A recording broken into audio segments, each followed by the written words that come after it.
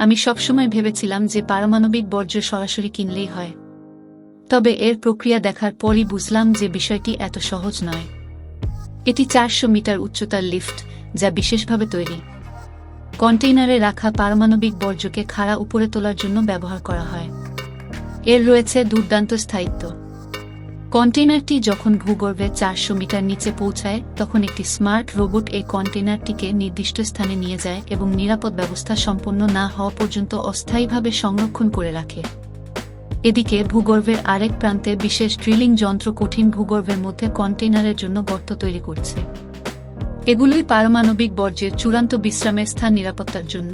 এই গর্তের আকার এবং গভীরতা বর্জ্য কন্টেইনারের সাথে সম্পূর্ণ সামঞ্জস্যপূর্ণ। ভূগর্ভস্থ পানি যেন বর্জ্যের কাছে পৌঁছাতে না পারে, তাই কন্টেইনারগুলো গর্তে রাখার আগে গর্তের নিচে এবং দেয়ালে বিশেষ জলরোধী মাটি দিয়ে মোড়ানো হয়। এটি স্পঞ্জের মতো, যা পানি এবং কম্পন শোষণ করতে পারে। এভাবে ভূগর্ভস্থ পানির প্রবাহকে বর্জ্য থেকে দূরে রাখা যায়। এখানে গুরুত্বপূর্ণ বিষয় হল কিভাবে ভূগর্ভে এমন উচ্চ বিকিরণযুক্ত বর্জ্য স্থানান্তর করা যায়।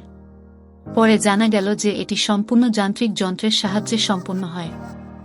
যন্ত্রটি সুনির্দিষ্ট নেভিগেশন, শব্দ কমানোর ব্যবস্থা এবং বিশেষভাবে প্রস্তুত গ্রিপার দিয়ে সজ্জিত, যা সংকীর্ণ সুড়ঙ্গ পথে চলাচল করতে পারে এবং বর্জ্য কন্টেইনারটিকে সুনির্দিষ্টভাবে গর্তে স্থাপন করে। পরে বিশেষ ভরাট যন্ত্র ব্যবহার করে কন্টেইনারের চারপাশের ফাঁকা স্থান জলরোধী মাটি দিয়ে ভরে একটি ঘন স্তর তৈরি করা হয়। সবশেষে সুড়ঙ্গের মুখে কংক্রিটের ঢালাই দিয়ে সেটিকে সম্পূর্ণভাবে বন্ধ করা হয়। সব পারমাণবিক বর্জ্য নিরাপদে সংরক্ষিত হওয়ার পর সমস্ত প্রবেশপথ স্থায়ীভাবে সিল করে দেওয়া হয় এবং মাটির উপরের সকল স্থাপনা ভেঙে ফেলা হয়। জায়গাটিকে তার পূর্বাবস্থায় ফিরিয়ে দেওয়া হয়, যেন এখানে কখনো কিছুই ঘটেনি।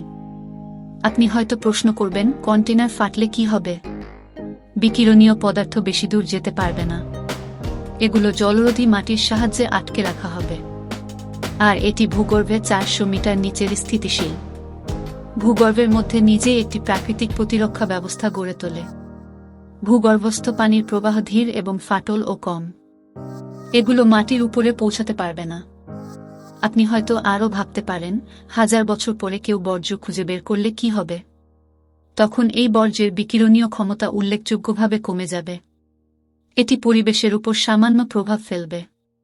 তার উপর তখন হয়তো মানব সভ্যতা অনেক উচ্চতায় পৌঁছে যাবে।